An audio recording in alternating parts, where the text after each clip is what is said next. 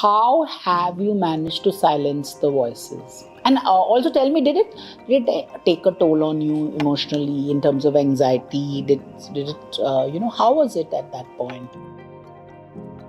So I think I've dealt with it in different ways at different stages in life. Like when things are going well, like right now things are going well and people are liking my work, then voices don't affect me as much. But if I'm not having a good day, like if I've had a bad day at work or something has not gone the way I want to, then even the smallest of voice will be times 100 for me.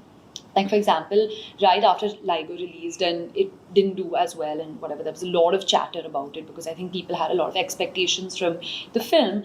And I was meant to start Dreamgirl like 2 days after Liger had released. So I finished off promotions, the film released, and then that weekend I had to fly and shoot for Dreamgirl. And I remember the night before shoot, I was like, I don't think I can do it. Like I can't act. What maybe whatever everyone's been saying is true, and it really did affect me on set. And that's never happened to me before, where I was like nervous and I was fumbling with my lines. I was not being like, if it affects me differently on different days, but I think in general I've gotten a lot better. In case I have a bad day, then all those old voices subconsciously they build up in you. They don't really go away. Even if you read it right now and you ignore it, sometimes later it's still there in your like zehen. So it comes up. I think it's like a later trigger effect. So what is the conversations you would have with your therapist? But the problem was people were believing it. They thought that I lied about my education, that I didn't actually get into college, and I actually had to come out there and like show my college certificate and be like, guys, I did get in. Like, why would I lie about something like this?